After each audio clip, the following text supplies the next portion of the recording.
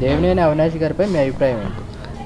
దేవినేని అవినాష్ గారు అనే వ్యక్తి ఈరోజు కుటుంబాన్ని సైతం పక్కన పెట్టి గత 4 సంవత్సరాలుగా ఈ పార్టీలోకి వచ్చిన తర్వాత ప్రజలే ధ్యేయంగా ప్రభుత్వంలో భాగస్వామిగా ఈ నియోజకవర్గంలో ప్రతి ఒక్కరికి మంచి చేయాలి, సంక్షేమం అందించాలి, డెవలప్మెంట్ జరగాలనే ఉద్దేశంతో ఈరోజు ఈ యొక్క తూర్పు నియోజకవర్గంలోనే 650 కోట్ల రూపాయలతో డెవలప్మెంట్ చేశాడు.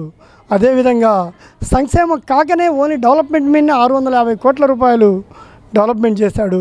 ఇంకా సంక్షేమ పథకాలు అనేది చెప్పలేనివి.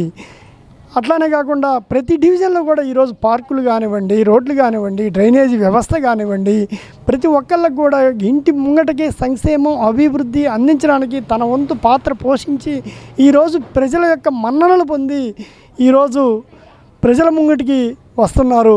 అతన్ని ఆశీర్వదించడానికి కూడా ప్రజలు కూడా ఎప్పుడెప్పుడు అని ఎదురు చూస్తున్నారు. అవినాష్ గారి గురించి ఒక మాటలో చెప్పాలంటే మీ అభిప్రాయం మీరు ఏం చెప్తారు? అవినాష్ అనే వ్యక్తి ఒక వ్యవస్థ, ఒక శక్తి. ప్రజలే ఆయన యొక్క మనస్తత్వం. ప్రజలు అక్కడ ఉంటే అక్కడే ఉంటారు. ఆయనకు వేరే వ్యాపారాలు అవి ఉండవు. ప్రజలు కావాలి, నిత్యం ప్రజల్లో ఉండాలి, లేచినప్పుడే ప్రజల్లో మెలగాలి. ఎక్కడ సమస్య ఉంది, ఎక్కడ ఏంటి అదే సమస్య ఆయనకు. ఇల్లు ఈ ఫ్యామిలీతో గడవాలి, అటా ఇటా తిరగాలి అనేది ఆయనకు లేదు. ప్రజలే ఫ్యామిలీ, ప్రజలతోనే ఆయన జీవితం. ఆ రోజు నెహ్రూ గారు కూడా అంతే, ప్రజలతోటే మమేకం, ప్రజల కోసమే జీవించారు. అట్లా ఈయన కూడా ప్రజలతోటి మమేకమయ్యి ఈరోజు తూర్పు నియోజకవర్గంలో ఎంతో అభివృద్ధి చేసి ఈరోజు వైఎస్ఆర్ కాంగ్రెస్ పార్టీ అభ్యర్థిగా మన ముందుకు రాబోతున్నారు. ప్రజలు కూడా ఈ ప్రాంతంలో స్పష్టంగా ఆయన వైపు 90% ఆయన వైపు ఉన్నారు. అది మీరు కూడా చూస్తారు. మీ సమస్య ఏదన్నా ఉందని దేవినేని అవినాష్ గారి దగ్గరికి వెళ్తే మీతో ఎలా స్పందిస్తారు? మన సమస్య ఉంది అని ఆయన ఇంటి తలుపులు ఎప్పుడు తెరిచే ఉంటాయండి. అసలు ఆయన పిలిచేటట్టు మమేకం కానీ ఏమైనా ఆయన పిలిచేటటువంటి ఏదైనా చాలా మంచిగా రిసీవ్ చేసుకుంటాడు. సమస్య కూడా అప్పటికప్పుడే అధికారులకు ఎవరికైనా సమస్య ఉంటే ఎమ్మటే ఫోన్ చేస్తాడు, మన పని చేసి పెడతాడు. తర్వాత అయిందా లేదని కూడా 2-3 రోజుల తర్వాత ఆయన ఫోన్ చేసి అయిందా లేదని అతనే ఫోన్ చేస్తాడండి. అటువంటి నాయకుడు ఎవరు లేరండి. చాలామంది వస్తారు, తప్పించుకుంటారు, చేస్తా పో అంటారు. కానీ ఈయన అటువంటి వ్యక్తి కాదు. దేవినేని అవినాష్ గారి గురించి మీ అభిప్రాయం ఏంటండి? ఆయన మంచి సద్గుణవంతుడు అండి. అవినాష్ గారితో మాట్లాడితే ఆయన ఎవరు కూడా ఆయన వదిలేయరు. అంత సద్గుణం ఆయనది.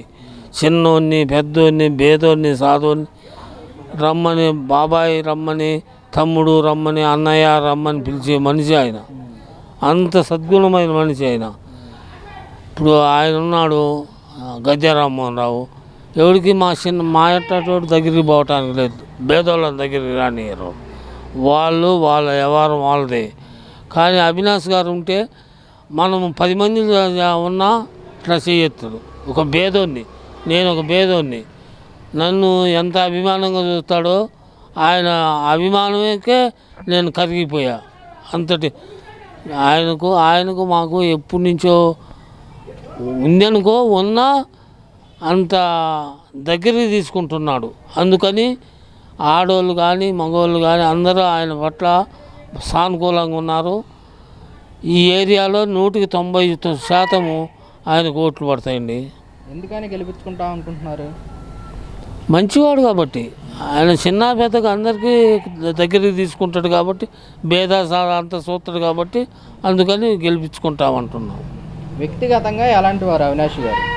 వ్యక్తిగతంగా మంచి పేరుందండి ఆయనకు. జనాల్లో తిరిగితే ఆయన వ్యవహారం తెలుస్తుంది.